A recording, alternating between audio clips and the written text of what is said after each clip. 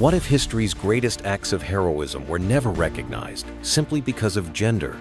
Dr. Mary Edwards Walker was a battlefield surgeon, a rebel in a dress, and the only woman in history awarded the Medal of Honor. But decades later, her government took it back. Why?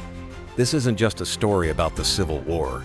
It's about injustice, defiance, and the cost of being first. Walker operated on wounded soldiers in blood-soaked tents, crossed enemy lines alone to treat civilians, and was even arrested as a spy. She faced bullets, prison, and ridicule from her own side. And when peace finally came, she didn't stop fighting. She fought for the right to wear pants, to vote, and to be heard. So, how did a farm girl from New York become one of the most controversial heroes in U.S. military history? Why did it take 60 years to restore the medal they stripped from her chest? And what can her story teach us about courage, equality, and about standing your ground, even when the world tells you to sit down? Let's go back to the war that tried to break her and meet the woman who wouldn't bend.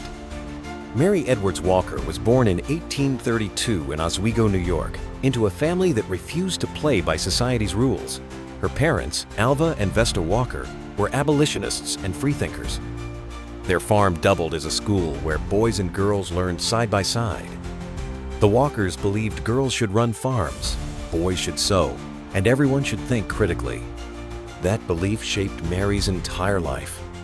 She rejected corsets and dresses, opting instead for trousers and tunics, which she later called rational dress. She wasn't just making a fashion statement. She was demanding functionality, mobility, and equality. From a young age, Mary knew she wanted to be a doctor. But in the 1840s, that wasn't just ambitious, it was absurd. Most medical schools refused women outright, but Mary applied anyway. She was accepted into Syracuse Medical College, one of the few that admitted women.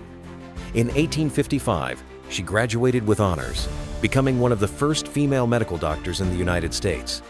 Her classmates and professors often ridiculed her. Patients questioned her competence. Employers wouldn't hire her, but Mary was undeterred. Instead of waiting for an invitation to medicine, she created her own path. And when war came, she saw an opportunity not to hide her identity, but to live it louder. When the Civil War broke out in 1861, Mary Walker didn't hesitate. She packed her medical bag and traveled to Washington, D.C., determined to serve as a battlefield surgeon. But the Army saw only her gender.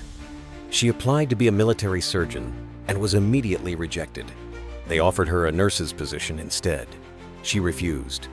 "I'm a doctor," she insisted, "and I will serve as one." So she began volunteering unpaid, wherever they'd let her. Field hospitals, triage stations, makeshift camps. She assisted in surgeries at the First Battle of Bull Run, the first major conflict of the war. With blood soaking the ground and limbs being amputated by the hour, Walker stepped up, calm, precise, and focused. Still, she was met with suspicion and ridicule. She wore men's trousers under a modified dress, had short hair, and demanded to be treated as an equal. That didn't sit well with the officers. Eventually, she was allowed to assist in surgeries at the Patent Office Hospital in D.C., and later near the front lines at Fredericksburg and Chattanooga. Still unpaid, still unofficial. But in 1863, that changed. The Army finally appointed her as a contract surgeon to the 52nd Ohio Infantry, making her the first female Army surgeon in U.S. history. She had fought her way into the war, not with a weapon, but with relentless persistence and a scalpel. Mary Walker wasn't just patching up soldiers. She was doing it in places most men wouldn't dare go. Assigned to the 52nd Ohio Infantry, she operated near the front lines, where bullets flew and resources were scarce. She often crossed into Confederate territory, unarmed and alone, to treat civilians too afraid or too injured to flee. Her presence saved lives, but also raised eyebrows. She began gathering intelligence, troop positions, supply counts, and movement patterns. Was she a spy? Officially, no. But unofficially, her memory and observations became vital to the Union effort. Then, in April 1864, she was captured. Confederate troops arrested her near the Georgia border and charged her with espionage. She was thrown into a series of prison camps, including the infamous Castle Thunder in Richmond, Virginia. She spent 4 months in captivity, The food was rotten, the medical care was non-existent. Her lungs were damaged, her vision deteriorated, but she refused to beg for mercy. Eventually, she was released as part of a prisoner exchange for a Confederate officer. But the damage to her health was permanent. She would never perform surgery again. Still, Mary Walker never saw herself as a victim. She saw herself as a soldier. And soldiers don't stop because it's hard. They stop when it's done. When she returned home, weakened but unbroken, she had a new mission: recognition. And not just for herself, but for every woman told she didn't belong. When the war ended in 1865, Mary Walker turned her sights to recognition, not for fame, but for validation. She lobbied for a commission in the military. She wanted to be a formal officer, like her male peers. The Army said no. There was no precedent for women. So, President Andrew Johnson did something bold. He awarded her the Medal of Honor, the highest military distinction in the nation.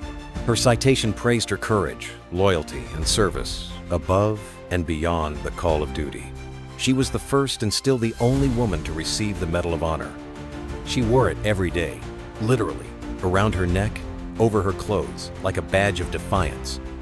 But in 1917, long after her death, a military review board stripped 911 recipients of the medal, Walker included. They argued she hadn't met the newly revised criteria for combat valor. She never gave it back. It wasn't until 1977, with pressure from her descendants and women's organizations, that President Jimmy Carter officially reinstated her medal. She was vindicated, but decades too late. Still, Mary had made her point. She didn't need a medal to prove her worth. She needed it to prove theirs. Today, a life-size statue of Mary Walker stands in her hometown of Oswego. New York State celebrates May 12 as Dr. Mary E. Walker Day. But her real legacy isn't in bronze or proclamations. It's in every woman who dares to be first. Walker was more than a doctor. She was a suffragist, a writer, and a public speaker. She fought for dress reform, for equal pay, and for women's right to vote. Her infamous bloomer costume trousers under a tunic-length dress got her arrested more than once. But in court, she defended herself. "I dress as I please," she told the judge. "In free America, on whose tented fields I have served for 4 years in the cause of human freedom." The judge dismissed the charges and told police never to arrest her again. Even today, her story resonates with women in uniform who still fight for recognition, for respect, and for equality. Mary Walker wasn't trying to make history. She was trying to make a change. And in doing so, she became a symbol of what it means to show up, stand firm, and never apologize for who you are. Mary Walker didn't just earn her medal. She wore it for every woman who came after her. Dr. Mary Edwards Walker didn't ask to be remembered. She demanded to be counted. As a surgeon, a soldier, and a rebel with a purpose, she carved her name into history not by following the rules, but by rewriting them. She wore the Medal of Honor when they told her not to. She practiced medicine when they told her she couldn't. She lived freely, fiercely, and without apology. And if her story moved you even a little, then it's a story worth sharing. If you believe stories like this deserve to be remembered, honored, and told, don't forget to like this video, subscribe to the channel, and tap the bell so you never miss another story of forgotten bravery. Because history isn't just about what happened, it's about who we choose to remember.